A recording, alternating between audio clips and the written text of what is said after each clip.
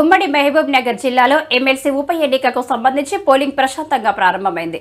Vote హక్కు వినియోగించుకునేందుకు కౌన్సిలర్లు, స్థానిక సంస్థ ప్రజాప్రతినిధులు పోలింగ్ కేంద్రాలకు వస్తున్నారు.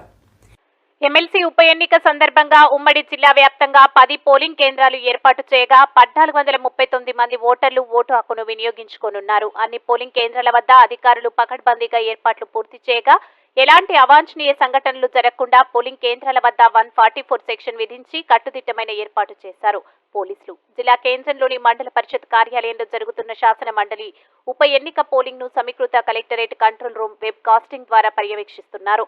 ఎన్నికల రిటర్నింగ్ అధికారి జిల్లా కలెక్టర్ జి రవినాయక్, అదనపు కలెక్టర్లు అయితే ఎమ్మెల్సీ ఉప ఎన్నికల్లో ఎక్స్ అఫీషియల్ హోదాలో రాష్ట్ర ముఖ్యమంత్రి రేవంత్ రెడ్డి తన సొంత నియోజకవర్గమైన కొడంగల్లోని ఎంపీడీఓ కార్యాలయంలో ఏర్పాటు చేసిన పోలింగ్ కేంద్రాల్లో తన ఓటు హక్కును వినియోగించుకోనున్నారు. ఈ రోజు మధ్యాహ్నం 1 గంట తర్వాత ముఖ్యమంత్రి కొడంగల్కు వస్తారని విశ్వసనీయ సమాచారం.